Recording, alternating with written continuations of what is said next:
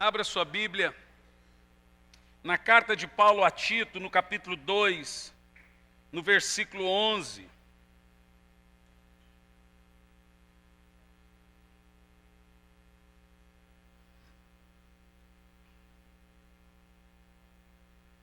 Eu quero me dedicar aqui nessa noite a falar de um tema muito importante dentro do Evangelho do Senhor Jesus, a tragédia da graça moderna.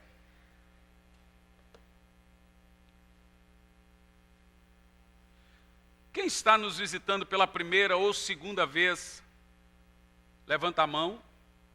Primeira ou segunda vez, temos bastante pessoas. Sinta-se em casa, fique à vontade. Aqui nós não temos o costume de pedir para ficar em pé, porque descobrimos que muita gente não gosta. Fica em pé, olha para eles, todo mundo, pronto. Tem gente que gosta, gente que não gosta, a maioria não gosta. Então a gente prefere não cantar a musiquinha visitante, seja bem-vindo. A gente prefere cumprimentar, fazer menção, mas não na realidade pedir para ficar em pé. Tito 2:11, olha só, hoje no final do culto, nós vamos estar sorteando 5 pessoas que vão ganhar a bolsa do Instituto Sabedoria e Graça, o Instituto Teológico Sabedoria e Graça. Se você não tem intenção ou acha que não vai conseguir, se você ganhar, dê, porque tem gente que quer. Tem gente que não faz muita diferença. Então, talvez você ganhe e fale, pastor, eu não vou, dá para outro. O que é o Instituto Sabedoria e Graça? É um instituto de teologia à distância, totalmente online, com 2 aulas por semana, durante 2 anos, em bacharel e teologia.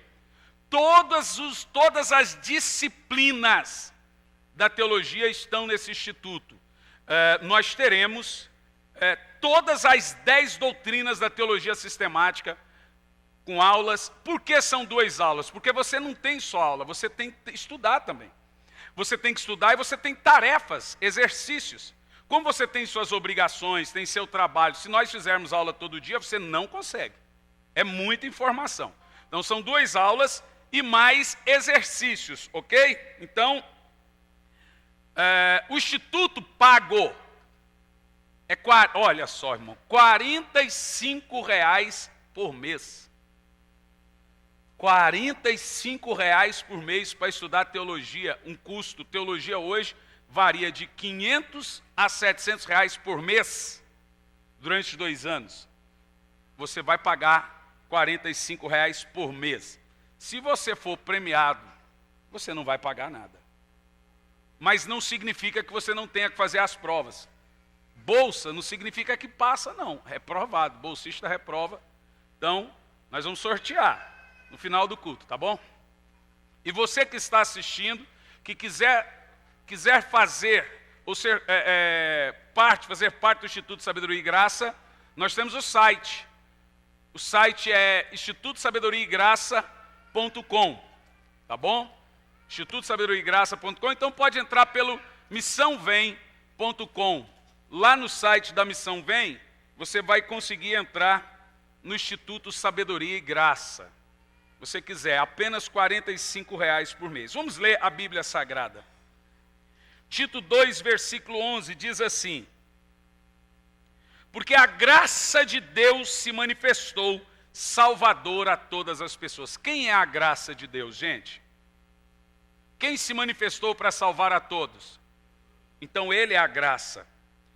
Ela nos orienta a renunciar à impiedade, às paixões mundanas e a viver de maneira sensata, justa e piedosa nesta presente era. Enquanto aguardamos a bendita esperança, o glorioso retorno do nosso grande Deus e Salvador, Jesus Cristo. Do nosso grande Deus e Salvador, Jesus Cristo. Pai, te pedimos que o Senhor fale com a igreja, fale com o povo.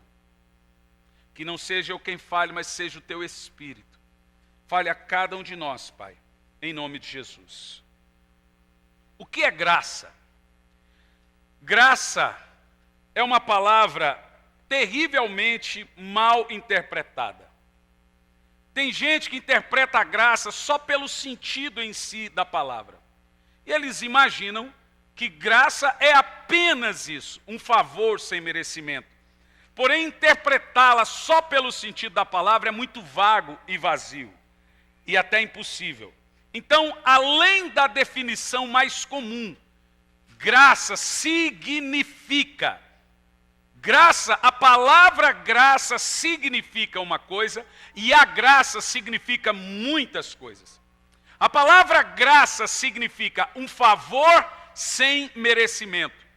O contexto, o conteúdo, tudo que a graça representa, significa muitas coisas. Vamos entender primeiro as definições da palavra graça em si. Primeiro, em Gênesis 6 e 8, a Bíblia Sagrada diz que Noé achou graça diante do Senhor. A palavra que Noé usou aqui é a palavra Shem. A palavra do Velho Testamento para graça é a palavra Shem, que é a favor de Deus. Intensamente relacionada à palavra graça, à palavra Shem, temos a do Novo Testamento, que é a palavra Shanã, que significa mostrar favor. No Novo Testamento e no Velho Testamento, a palavra é traduzida por charis. Então temos Shem, Shanã e charis, que significa um conjunto de coisas. Veja que graça não significa só favor. O que significa a totalidade do conceito graça? Significa elegância, benevolência, favor, gratidão. Entendeu? Então graça não é meramente um favor imerecido. É também um favor concedido. Graça não é só saber que eu recebi algo que não mereço. Graça também é saber que eu recebi algo da parte de Deus.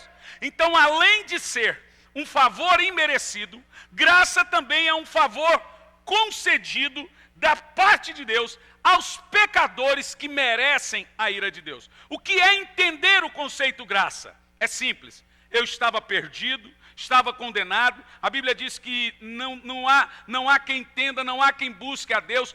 Todos se extraviaram e se perderam. Nos fizemos inúteis. Todos estão mortos em seus pecados e seus delitos. Sou merecedor da ira de Deus. Sou merecedor do juízo eterno. Mesmo assim, o Senhor escolheu me salvar e ofereceu esse favor a mim. Veja que o conceito da graça é então entender que eu tive um favor concedido a pecadores que merecem a ira de Deus. Em Lucas 6, no verso 27 ao 37, nós entendemos que graça é uma iniciativa soberana de Deus somente para os pecadores. Veja bem, quem não se sente pecador não pode usufruir de benefícios para pecadores. A graça é um benefício de Deus somente para quem é pecador. Em Efésios 1, dos 5 ao 6, aprendemos também que graça não aconteceu somente em Cristo e acabou. A graça realmente aconteceu em Cristo, mas ela continua a acontecer até hoje. Nós estamos, além da graça vir em Jesus, nós estamos na graça hoje. Nós estamos vivendo na graça hoje. Amém? Em Romanos 5 e 2, nós temos um outro conceito, que toda a vida cristã deve ser dirigida pela graça. Ainda em Hebreus 13, 9, nós temos mais um conceito da graça. Veja que graça não é só uma representação, um significado. Em Hebreus 13, 9, entendemos que até o nosso crescimento deve ser crescer em graça. Nós devemos crescer em graça. 2 de Pedro 3 e 18, temos mais um conceito da graça. Graça, então, é a influência voluntária e benevolente de um Deus Santo que age soberanamente na vida de pecadores indignos. Eu me sinto indigno. Quem mais se sente indigno? E aí, pela graça, eu sou digno. Entende o conceito da graça? Benevolência, gente, como eu preguei no domingo passado, é um atributo de Deus de conceder graça. Isso está em Salmo 102, no verso 4.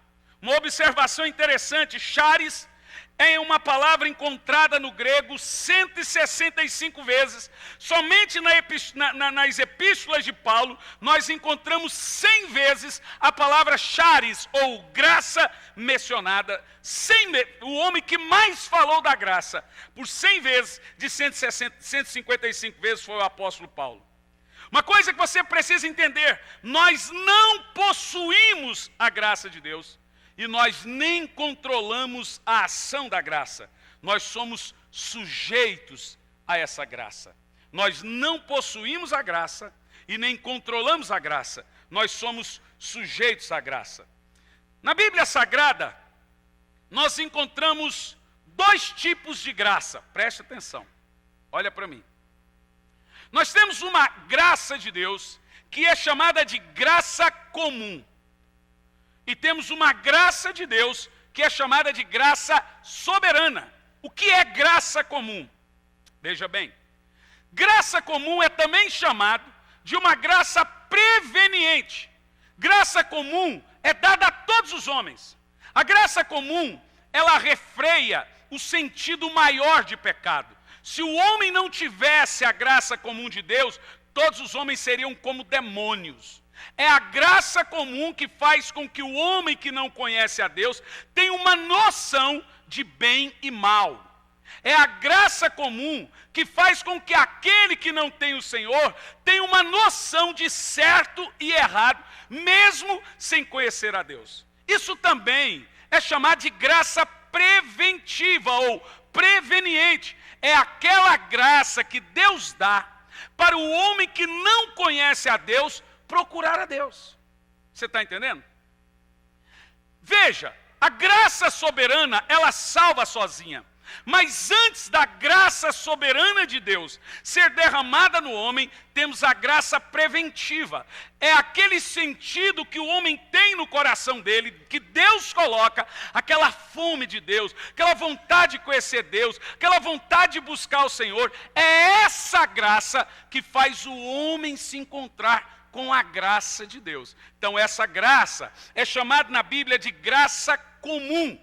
Essa graça é dada a todos os homens. É a graça que as pessoas chamam de livre-arbítrio. Então as pessoas confundem a graça comum com o livre-arbítrio, porque elas dizem, mas um dia eu tive vontade de ir até Deus. Um dia eu quis ir até Deus. Um dia eu quis buscar Deus. Mas isso não é livre-arbítrio. Isso é graça preveniente. É uma graça comum que Deus te deu para fazer você ter sede e fome de justiça e vontade de buscar a Deus. Quem está entendendo, diga amém. Em Mateus 5,45, lemos assim, acerca da graça comum. Deus faz nascer sol para maus e bons, e vir chuvas para justos e injustos. Isso é graça comum.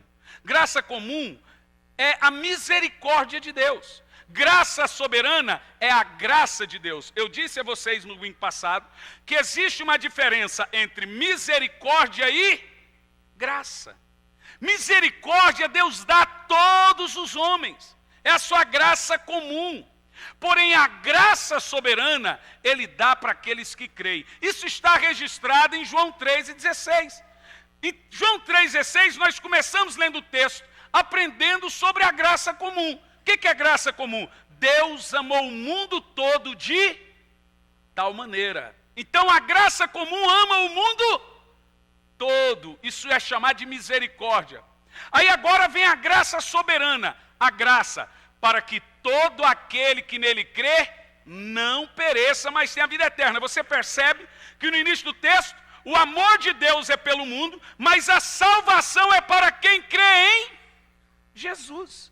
Então veja, a graça preveniente, a graça comum de Deus, ela é dada a todo homem, é misericórdia. Mas a graça soberana tem que crer em Jesus. Tem que ter Jesus para participar da graça. Misericórdia para todos, graça e misericórdia para quem recebe Jesus na sua vida. Porém, a graça preveniente, a graça comum, ela não é suficiente, porque ela não é redentora. A graça comum não é perdoadora, ela não perdoa pecados. A graça comum não purifica pecadores. A graça comum não renova corações. A graça comum não aproxima você do senso maior de Deus. Talvez aproxima você do senso comum, de que Deus existe, mas não de ter aquele senso, eu vou para o Senhor. Quem faz isso é a graça salvadora. Quem está entendendo? A graça comum, gente, ela não estimula a fé. Ela pode até convencer o homem de pecado e até instruir a alma do homem acerca da existência de Deus. Mas a graça comum não tem poder ou força para conduzir o homem à salvação eterna. Então, graça comum não possibilita a salvação. Quem possibilita a salvação é a graça soberana de Deus. Amém? Então a graça comum não salva ninguém. Agora veja, deixa eu te falar uma coisa, preste atenção. Quando você lê a Bíblia em Efésios, capítulo 2, no versículo 8, porque pela graça sois salvos, mediante a fé, isso deve ser interpretado de uma maneira correta. Porque tem gente que pensa que ele é salvo pela fé que ele tem em Deus. A sua fé não te salva, crer em Deus não te salva. O que te salva é a graça. A fé é um conduíte. Você é salvo pela graça por meio da fé. Ou seja, você tem fé pela graça. Você não tem graça pela fé. Entendeu o que eu disse? A fé é a causa. A fé é o efeito. A graça é a causa. Quem provoca a fé é a graça e não o contrário. Tem gente que pensa que ele recebe de Deus por causa da fé. Não, você recebe fé por causa da graça. O texto diz, porque pela graça sois salvos por meio da fé. E no verso 9, nem fé e nem graça vem de vós, é dom de Deus. Diga amém. A graça soberana, presta atenção nisso. A graça soberana é a obra irresistível de Deus que livra o homem da punição futura. Olha para mim. Todo homem nasce para ir ao inferno. Eu vou dizer de novo. Nenhum homem que nasceu nessa terra nasceu para ir para o céu. E por quê? Por causa do pecado original chamado pecado de Adão. Adão caiu, pecou, e com isso, ele condenou toda a raça humana. Então a Bíblia vai dizer que por causa de Adão, todos pecaram. Ninguém nasce sem pecado. Todos estão debaixo do pecado. E a Bíblia diz que quem está em pecado ninguém verá a Deus. Então isso nos ensina que todo ser humano nasce com um destino fixo, que se chama inferno. Ninguém será salvo sem Jesus. Então veja, Deus não precisa predestinar pessoas para ir para o inferno como nos ensinam. Todo mundo já nasce para ir ao inferno. É Deus que impede esse trajeto.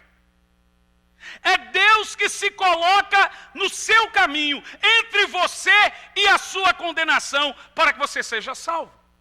Você percebe que toda a raça humana ela é culpada. Não há inocentes entre os homens. Todos estão afastados, estão destituídos, todos são culposos, todos são culpados, todos são culpados dos seus pecados. Então é Deus, pela sua graça e misericórdia, que intervém e impede que esse homem seja, ou essa mulher seja condenado. Então graça é uma obra de Deus. Nada tem a ver com o homem. É uma obra irresistível de Deus, que livra o homem da punição justa, punição futura do pecado. Graça soberana e salvadora renova a pessoa interior, santifica o pecador por meio da ação do Espírito Santo. Olha para mim aqui. A salvação, ela é uma obra de Deus em 3 tempos. Presta atenção. Olha o que eu vou dizer. A salvação é uma obra de Deus em 3 tempos. Primeiro tempo, no que tange a santificação, no que tange a justificação e no que tange a glorificação. Os 3 tempos da salvação: santificação, justificação e glorificação. No que tange a santificação, você está sendo salvo. Ok? No que tange a justificação, você já está salvo. Porque quem nos justifica é o Senhor. No que tange a glorificação, que é futura, você será salvo. Vou dizer de novo. No que tange a santificação, a salvação é um processo, que você tem que se santificar. No que tange a glorificação, você será salvo. No que tange a justificação do preço que foi pago, e é um preço irrevogável, você já está salvo. Então veja, é isso que confunde as pessoas. São 3 processos distintos. Eu estou sendo salvo, eu já estou salvo e eu serei salvo dentro dos parâmetros de Cristo. Eu tenho que me santificar para permanecer nisso. Diga amém? Eu tenho que me santificar para comprovar a justificação. E eu tenho que me santificar para comprovar que eu já fui salvo lá no grande dia. Quem está entendendo, diga amém. Então, naturalmente, quando o Novo Testamento usa o termo graça, ele está se referindo a charis, que significa um favor de Deus, sem nenhuma obra humana, sem nenhum merecimento humano. Olha para mim, todos nós, irmãos, devemos nos esvaziar da prepotência de que nós merecemos alguma coisa de Deus. Eu li uma coisa na internet que eu dei muita risada. Eu sou um pecador, eu não valho nada, eu sou um lixo, eu mereço a ira de Deus, eu mereço o inferno, mas sou salvo pela graça do Senhor, eu não sou a universal.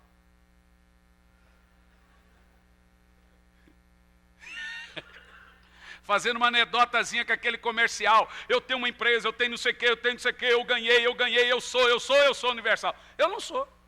Porque a Bíblia me chama de incompetente, a Bíblia me chama de carente da graça, a Bíblia me chama de carente da misericórdia, a Bíblia diz que eu sou pecador, que eu não sou merecedor, e mesmo assim Ele me salvou, irmão. Tudo que nós temos é pelo favor, pela misericórdia de Deus prestada a nós. Olha para mim. Irmãos, nós podemos estar aqui hoje, qualquer um de nós, até o pastor, e podemos não estar amanhã. Estamos cientes que se nós estamos em pé, se nós estamos aqui vivos, conscientes, é pela misericórdia e pela graça de Deus. A graça de Deus reina pela justiça para a vida eterna, de acordo com Romanos 5:21. A graça salva, santifica e glorifica. Entendeu o que eu disse? Os 3 tempos. É pela graça que somos salvos, santificados e glorificados, de acordo com Romanos 8, do verso 29 e verso 30. Cada estágio do processo da sua salvação é governado pela graça de Deus. Em 2 aspectos. O que é a graça salvadora? Olha para mim. Primeiro, você deve entender esse termo, que isso faz parte do pilar da sua salvação e da sua redenção. A graça é irresistível. Diga isso. Diz mais alto. O que é entendimento de que a graça de Deus ela é irresistível? Então é importante você notar que o homem sem Deus está morto em seus pecados. Olha para mim. Todos que não têm Deus são chamados de mortos. O que está morto nele? O corpo? Não. O que está morto nele? A alma? Também não. A alma dele é cheia de razões e emoções. O que está morto nele é o espírito. O espírito dele, que é de Deus, que traz vida, o espírito vivificante está desligado. Então esse homem, por o espírito dele, o lado espiritual dele está morto, ele não pode se achegar até Deus, porque mortos não decidem. Esse homem morto em pecados e delitos, ele não pode se aproximar de Deus, a não ser que Deus se aproxime dele primeiro. Aí você vai ouvir Jesus dizendo: não fostes vós que me escolhestes, fui eu que escolhi a vós. Aí você vai ver João, capítulo 6, versículo 44, dizendo: ninguém pode vir a mim, se o meu Pai que me enviou não os trouxer. Você vai ver João, capítulo 6, versículo 37, dizendo: todo aquele que o Pai me dá, esse vem a mim, e o que vem a mim, de maneira nenhuma lançarei fora. Você vai ver Jesus dizendo em João 10, eu sou o bom pastor, e as minhas ovelhas ouvem a minha voz e me segue. E Jesus diz que quem é a ovelha dele, não se perde. Você pode ter um percurso, um acidente na sua vida, pode cair em pecado, pode adulterar, pode prostituir, pode ficar 1, 2, 5, 10 anos no mundo, mas se você é ovelha do Senhor, você vai vir, você vai ter saudade dos cânticos, você vai ter saudade da palavra. Quem é justo não fica prostrado, o justo pode 7 vezes cair, 7 vezes Deus o levanta. Ele está de pé. Justo não fica deitado. Esse termo é um termo comum, muito bem usado. Se chama depravação total. O que é entender depravação total?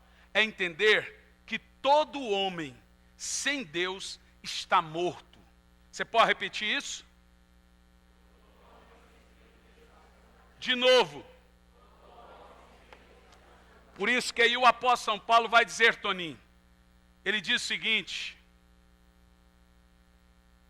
a ninguém conheceis segundo a carne.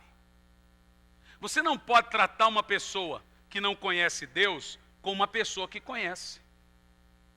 Quem não conhece Deus, ele não tem senso de espiritualidade. Ele está morto em seus pecados e delitos.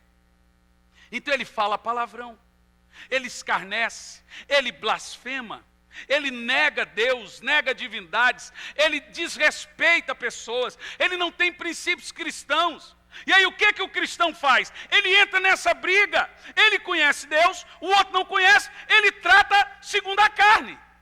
A Bíblia ensina que você não pode tratar ninguém segundo a carne, tem que tratar segundo o Espírito. Porque quem não conhece a Deus, ele está morto. Quem conhece a Deus, não nasceu de novo, se ele trama e dá falsos ou maus testemunhos. Então, nessa situação de depravação total, em que o homem está morto em seus pecados e delitos, a menos que Deus buscasse o homem, a menos que Deus fosse atrás desse homem, a menos que Deus dissesse: vinde a mim, vós que estáis cansados e oprimidos e sobrecarregados, que eu vos aliviarei, esse homem não viria até Deus. Eu costumo dizer que se Deus não me amasse primeiro, eu não o amaria depois disso. Porque a Bíblia diz: não fostes vós que me amastes, eu te amei primeiro. Não fostes vós que me escolhestes, eu que te escolhi. Não tem um homem na face da terra que pode dizer que escolheu a Deus. Quando você dobra o joelho para agradecer, que tipo de oração você faz? Senhor, muito obrigado porque eu te escolhi?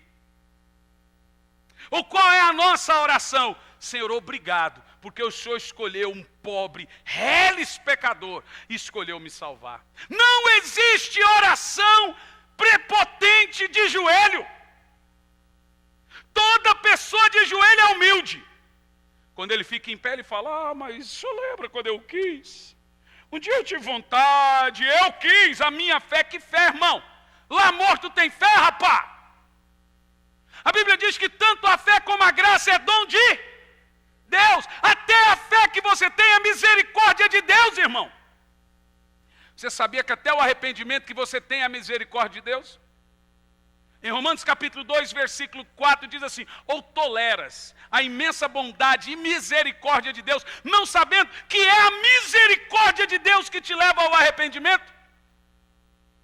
É pela misericórdia de Deus que eu choro pelos pecados. Você sabia que se não fosse a misericórdia de Deus, eu nem choraria pelos meus pecados? que sobra para nós? Na realidade, você deve fazer a pergunta seguinte: o que sobra para o morto? A não ser a terra e o verme. Mortos não têm direitos. Por isso que a graça é maravilhosa. Eu não tenho direito algum, e mesmo assim o Senhor me amou, mesmo assim Ele me escolheu, mesmo assim Ele olhou para mim e disse: eu vou te salvar, eu derramei o meu sangue por você, eu comprei você a preço alto, você não é perdido, você não está perdido, mesmo sendo fraco, pecador, indigente espiritual. Irmãos, nós não temos direitos de entrar em atritos, porque nós já estamos no lucro. Nós somos salvos. Esse é o maior lucro de todos, diga amém. Então, nessa situação do homem morto, ele está escravo, ele é escravo da carne, ele é escravo do mundo, ele é escravo do pecado, ele é escravo do diabo, e está debaixo da ira de Deus. Mas Deus, a Bíblia diz, nos arrancou do império das trevas e nos trouxe. Veja, Ele me arrancou, me libertou, quebrou as correntes e me trouxe para o reino do seu Filho. Oh, glória a Deus! Então, graça irresistível é aqueles a quem Deus escolheu salvar antes da fundação do mundo. Deus enviou o seu Filho para morrer por seus filhos. Poderia agora, esses filhos de Deus, que Jesus morreu por eles, recusarem a Deus?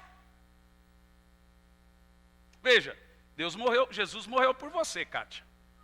Mas agora corre-se o risco de, mesmo Jesus morrendo por você, você não querer Jesus. Vocês estão entendendo aonde eu estou chegando? Aí sobra uma pergunta: Jesus morreu para salvar ou para possibilitar a salvação? A salvação é uma salvação eficaz ou quem sabe será salvo? Será que pode acontecer um acidente de Jesus derramar o sangue dele por uma pessoa e agora essa pessoa recusar a salvação?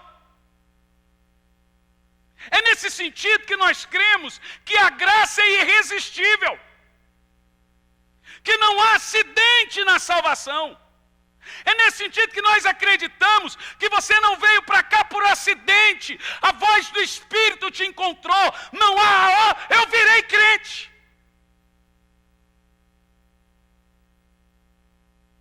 A graça é irresistível. O que é uma graça irresistível? Vou te explicar. Graça irresistível é o homem decidir o seu futuro espiritual. Honestamente falando, se você, Leco, tiver 1% de decisão na sua salvação, você será salvo? É difícil, né? Se você puder ter 1% de responsabilidade na sua salvação, vai por mim, você não é salvo. Por isso que a salvação, ela é obra 100% de Deus, completamente única e exclusiva de Deus. Isso significa, irmão, que o homem não pode decidir o seu futuro espiritual. Porque o homem não é capaz de escolher os seus próprios destinos. Ele tem um coração enganoso. A Bíblia diz que a doença desse homem do coração é uma doença incurável. Em Romanos 8 e 26 diz que nós não sabemos nem orar como deveria. Nós não sabemos como pedir a Deus as coisas. Então, se Deus não tiver misericórdia de nós, nós não seremos salvos. Irmãos, a salvação é uma obra tão difícil, eu vou dizer, a salvação é algo impossível de conseguir. É tão impossível de conseguir que só Deus pode consegui-la para nós.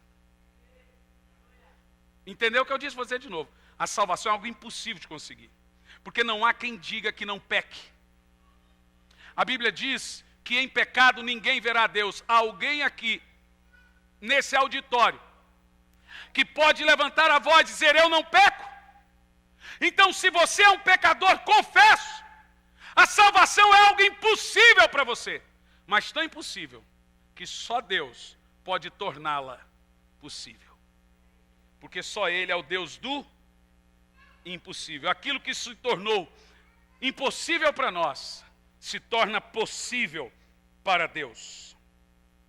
O homem é até capaz de fazer boas escolhas, mas o homem não consegue escolher entre viver uma vida sem prazeres e ir para o céu, e viver uma vida com prazeres e não ir para o céu. O homem sempre vai escolher por aquilo que faz bem à sua carne.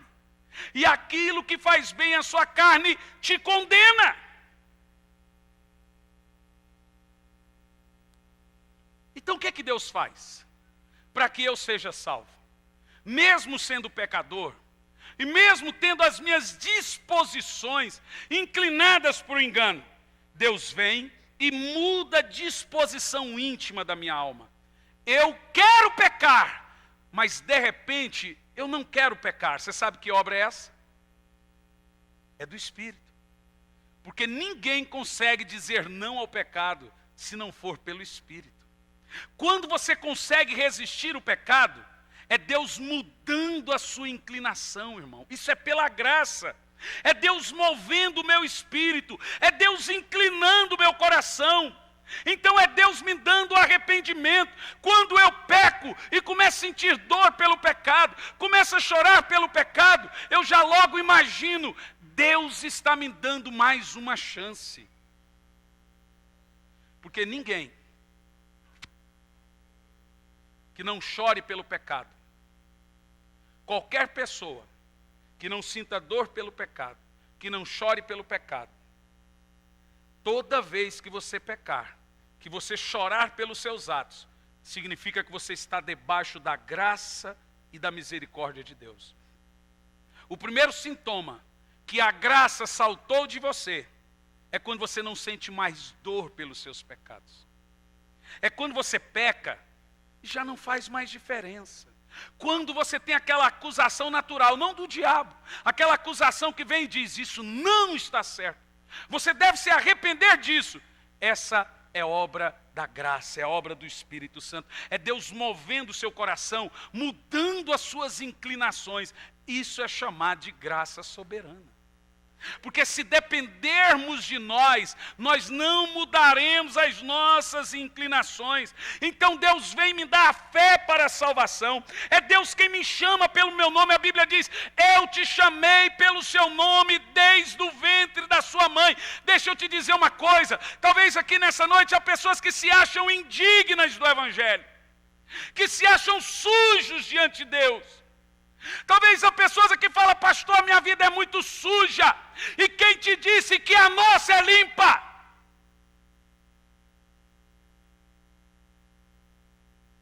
Sabe o que é tremendo no Evangelho?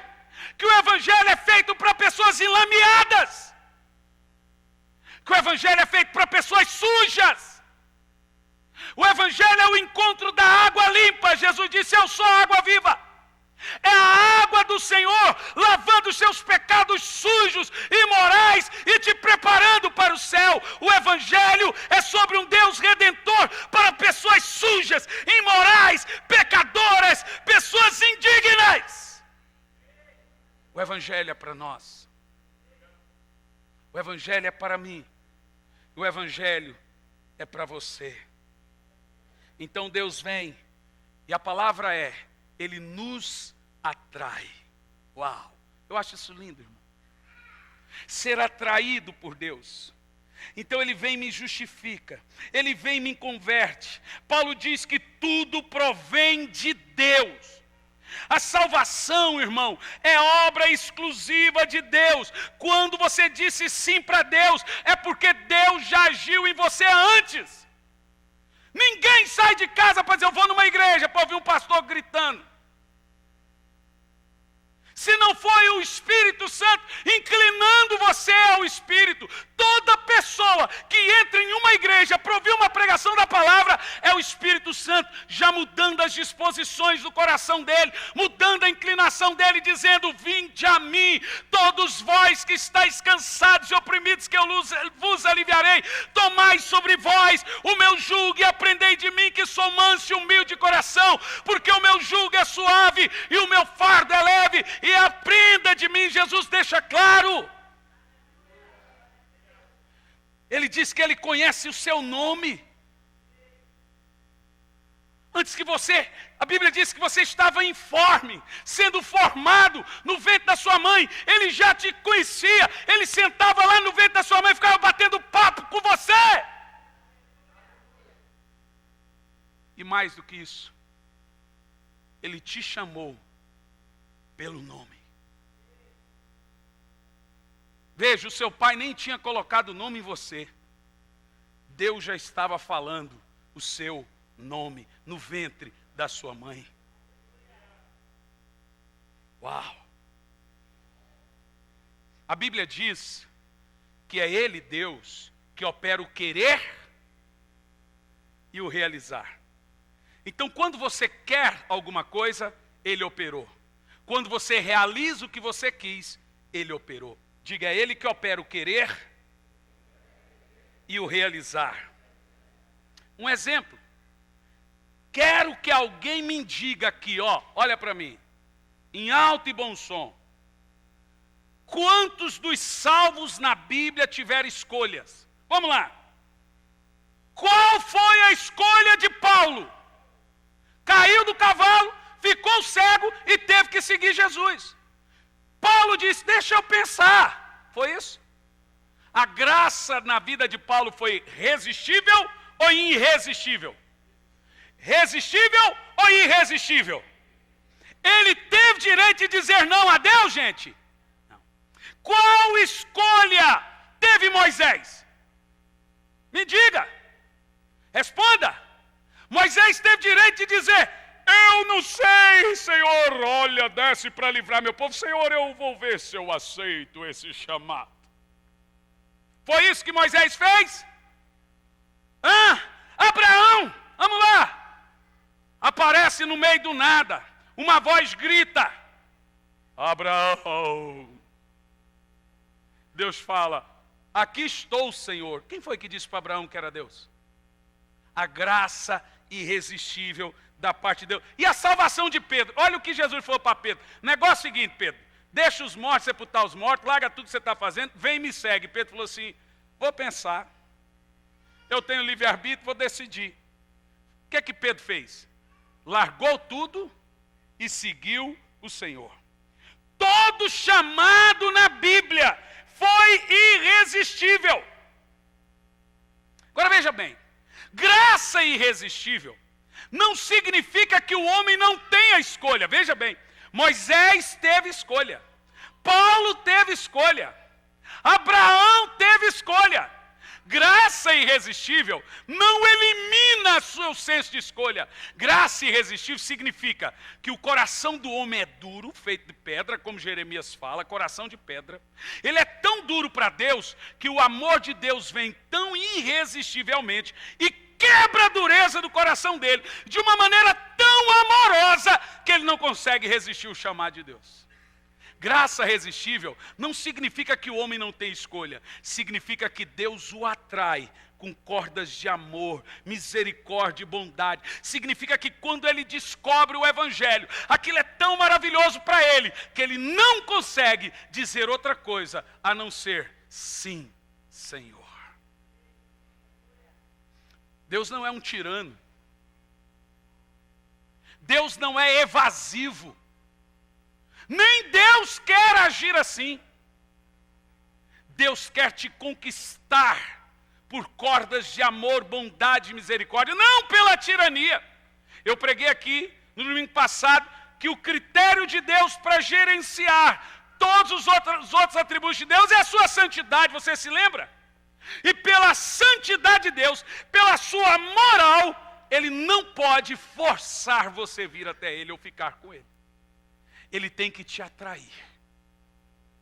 Ah, irmão, como é gostoso saber que eu sou importante.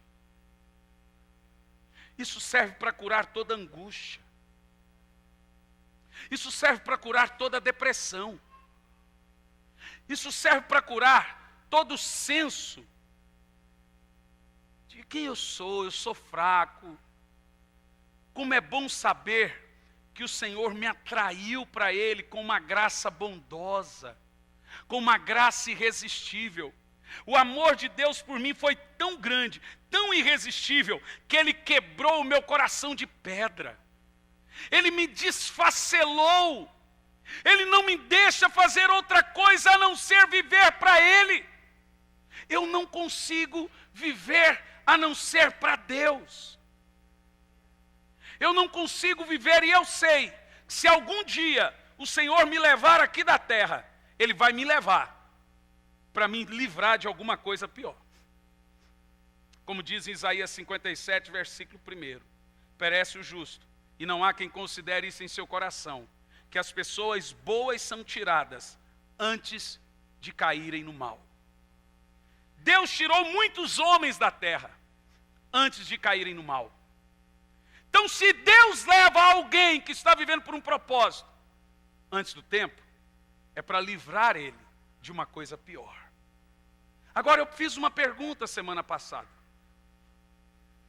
E eu vou perguntar de novo, porque eu estou batendo nessa tecla. Foi terça passada. Se a morte entrasse aqui agora, com a autorização de Deus, para levar alguém, quem você acha que ela levaria? Eu vou dizer uma só vez: a morte levaria pessoas que estão vivendo fora da vontade de Deus. Pessoas que não estão vivendo para a glória de Deus. Porque o que nos mantém de pé aqui, irmão, é estar debaixo do plano, do propósito e da vontade e da glória de Deus. Do contrário, nós vivemos debaixo de uma casualidade. E a Bíblia chama isso de viver da própria sorte. Pode nunca alguma coisa acontecer com a gente, mas se acontecer, você morre. Porque você não está debaixo da glória, da misericórdia e da graça, você está debaixo da casualidade, dos acidentes. Por isso nós dependemos da graça de Deus. Quem pode dizer isso bem forte? Eu dependo da graça de Deus. Eu amo pregar sobre isso, sabia? Por isso que a nossa igreja se chama Preciosa Graça. Porque nós temos isso como um carro muito importante, um pilar muito importante da nossa igreja. É muito importante para mim saber que os membros dessa igreja saibam que vocês não merecem nada, mas receberam tudo. Saibam que vocês não merecem ir para o céu, mas vão para o céu pela graça de Deus. Saibam que vocês não merecem ter os seus nomes no livro da vida, mas vocês têm o seu nome no livro da vida pela graça de Deus. Saibam que vocês não são nada, são cocô do cavalo, do bandido, mas estamos lavados e remidos pelo sangue do Senhor. Temos o nome escrito no livro da vida. Vamos morar com Cristo pela graça e pela misericórdia de Deus.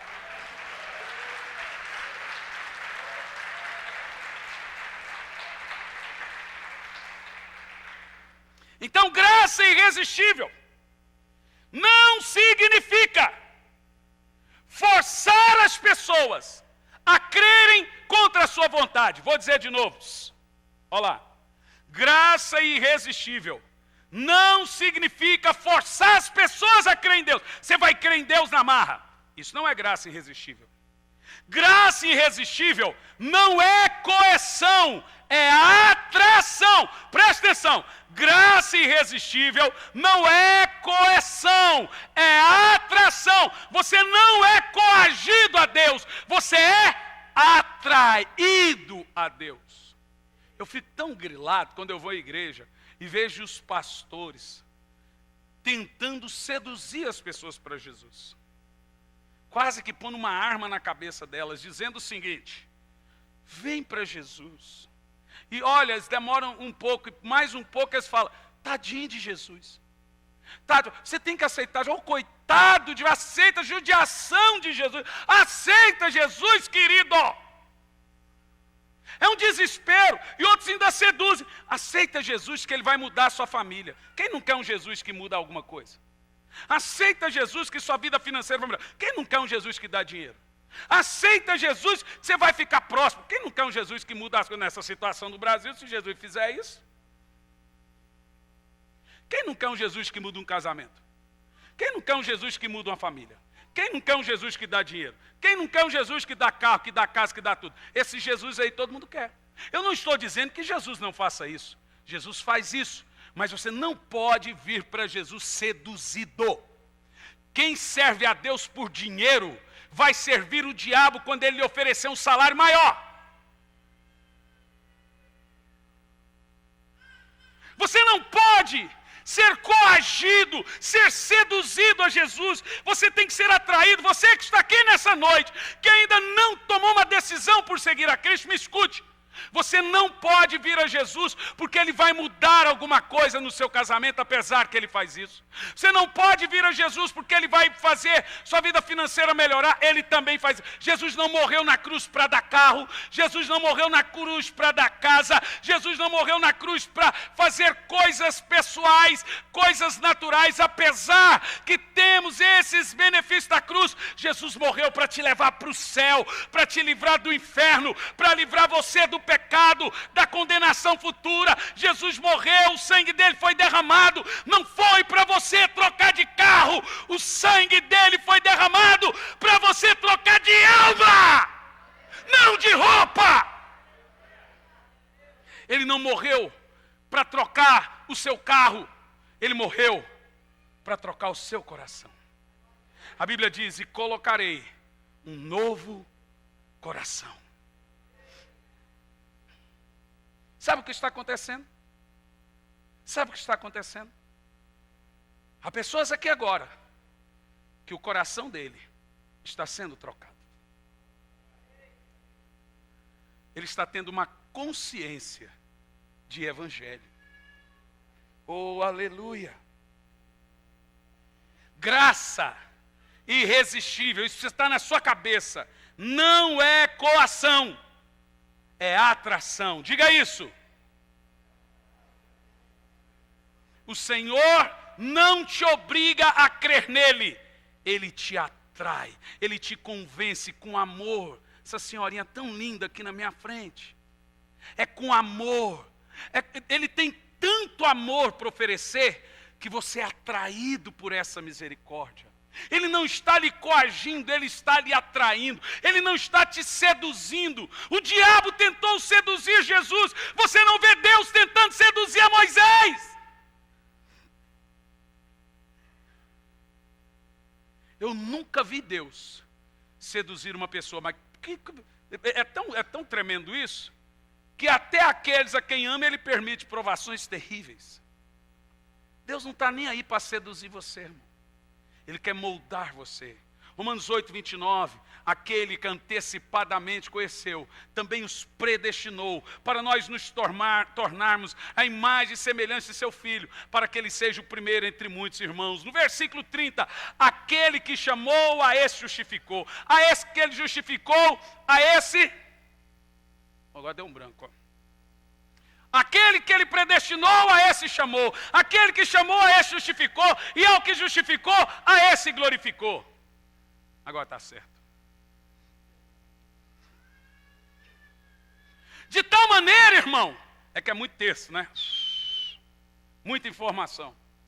De tal maneira que o plano de Deus na sua vida já está escrito. Olha para mim e todos vocês aqui. Não há acidentes. Eu vou dizer de novo, vocês todos que estão me ouvindo aqui. Tempo desse veio uma irmã. Pastor, eu quero me sentir amada. E ela falou chorando.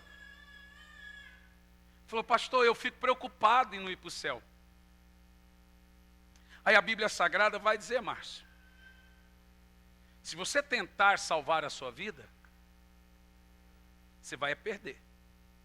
Você tem que entregar a salvação da sua alma na mão de Deus. Você não pode ficar com essa paranoia, irmão. É igual quem tem medo de câncer. Você não pode ter medo de uma coisa que é inevitável. Câncer não tem prescrição. Câncer, três coisas: câncer, AVC e infarto. Não dá clínica. Não adianta ficar paranoico. Acontece. De repente, todo mundo pode dar um infarto qualquer hora, um AVC qualquer hora. Adianta você ficar, eu tenho medo disso. O que adianta você ficar com medo de ser salvo? Irmão, entrega a sua vida na mão de Deus. Sua saúde. Entrega a sua vida, seu casamento, entrega a sua salvação na mão de Deus. Não fique preocupado, bitolado. Fala, o Senhor derramou o sangue dele por mim. Agora é claro, você tem que fazer a sua parte. Que até fazer a sua parte é a graça de Deus. É Ele que nos dá força. Mas decida. Decida uma coisa aqui nessa noite. Johnny, vem aqui para aparecer que está terminando. Decida uma coisa aqui nessa noite. 3 coisas você tem que decidir. Primeiro, eu não sou o cocô do cavalo do bandido. Eu não sou o cocô do pernilongo. Eu sou importante. Você sabia que você não se sentir importante é um pecado? Você deprecia o sacrifício de Cristo na sua vida. Você diminui a importância do sacrifício. E Jesus morreu pelos seus pecados. Deus enviou Jesus por amor, mas a cruz não é símbolo do amor de Deus por nós. A cruz é símbolo da malignidade do nosso pecado. Por isso que Jesus sofreu terrivelmente nessa cruz. Você tem que entender que o coração de Deus está sincronizado ao seu coração pela graça. Você é importante. Por mais que a sua clínica depressiva, por mais que o seu médico, os seus remédios digam a você a sua falta de toxinas no cérebro, diga a você que você não é importante, Deus está dizendo que você é importante. E você é tão importante, mas tão importante, que Ele está fazendo eu repetir isso aqui para você. Você precisa se convencer disso. Você precisa se convencer que a sua dor não é maior que o amor de Deus. Eu sei que você chora. Eu sei que você se sente feio, se sente feia. Eu sei que você se sente sozinho mesmo estando em família. Eu sei que tem gente que sente falta de amor de pai, amor de mãe. Irmão, eu quase morri de infarto esses dias. O meu irmão ligou para o meu pai, o Hernando está lá no hospital, morrendo. Fala para ele me ligar. O que é que eu faço com um velho desse? Irmão, se você não tiver a cabecinha no lugar, você fica com trauma, com 35 anos de idade, você fica traumatizado. Eu falo assim, fala para ele. Aí o Ismael falou, o pessoal não está entendendo, ele está no hospital do coração, com início de infarto. Pois é, mas eu não tenho crédito para ligar para ele. Você tem que saber quem você é diante de Deus. Porque amor de mulher não preenche amor de Deus. Amor de filho, por mais lindinho que seja, não preenche amor de Deus. Amor de irmão, aí que não preenche mesmo, rapaz. De sogra nem vou mencionar. Mas olha, nenhum amor terreno preenche o amor eterno. Se você não estiver firme em Deus, souber que Ele te escolheu, Ele te salvou, Ele te comprou, Ele derramou o sangue dele por você, você vai ter crise quando seus filhos te abandonarem. Você vai ter crise quando você estiver sozinho em casa. Puxa, essa hora era a hora que alguém tinha que estar comigo. Você vai ter problemas, porque eu vou te dizer, irmão, por mais lindo que seja a sua família, quando faltar toxinas no seu cérebro, você vai cair em depressão. Se você não entender quem você é em Deus, você não aguenta. Você tem que saber que Ele derramou o sangue dele por você, que Ele morreu, que não há nada que você faça de mal vai fazer Ele te amar menos, e não há nada que você faça de bom vai fazer Ele te amar mais. Ele te ama do tanto que Ele te ama, independente de quem você é. E sabe por quê? Porque você está com o seu nome escrito no livro da vida do Cordeiro, antes da fundação do mundo. Não importa o que você fizer, você vai se encontrar com Jesus. Você é um eleito do Senhor. Quem tem o seu nome no livro da vida do Cordeiro, fique em pé no seu lugar.